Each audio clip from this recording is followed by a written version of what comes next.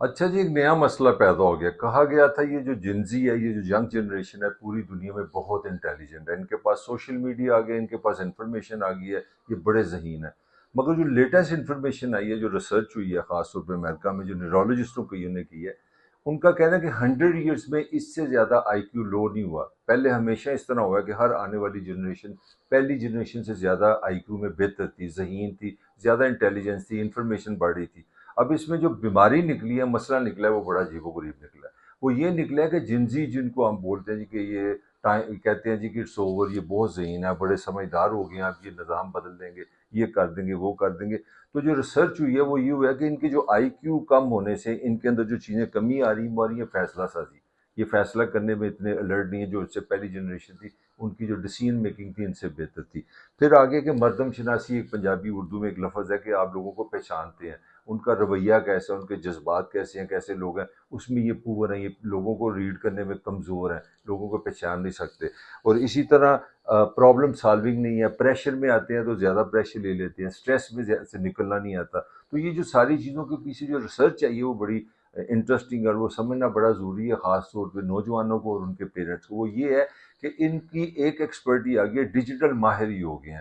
مگر ڈیجیٹل ماہر میں جو چیز خامی نکلی ہے کہ ان کا جو سپین ہے نا، وہ سوچ سمجھنے کا، غور کرنے کا، وہ بہت چھوٹا ہو گیا. وہ ہو گیا آپ نے ریل دیکھنی ہے، آپ نے شارٹ دیکھنا ہے، 1 منٹ 1.5 منٹ، 1 منٹ 1.5 منٹ.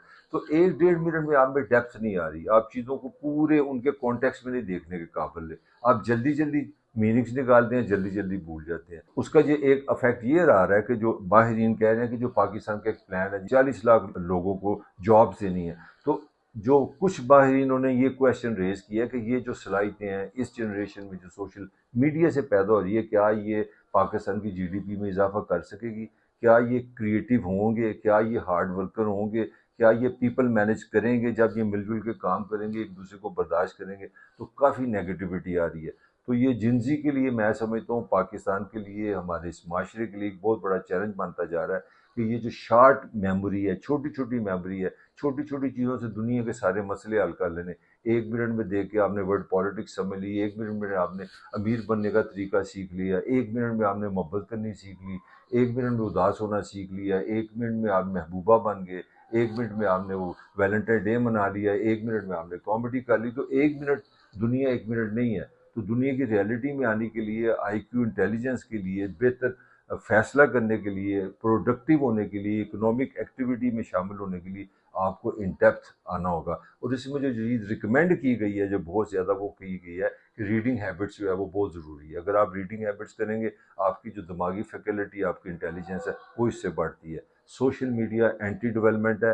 بظاہر لگتا ہے یہ آپ کو بڑی انفارمیشن دے رہا ہے، مگر آپ اندر سے خالی ہوتے جا رہے ہیں. آپ میں ڈپریشن بڑھ رہا ہے، آپ میں انگزائٹی آ رہی ہے، آپ میں اسٹریس آ رہا ہے. تو یہ ایک بڑا وارننگ آیا ہے. یہ جو نئی اسٹڈی ہوئی ہے، اس نے ایک طرح ایک بہت بڑی وارننگ آ گئی ہے کہ آپ سوشل میڈیا کو انٹیلیجنٹلی یوز کریں، ادروائز اس کے بڑے نقصانات ہو سکتے ہیں.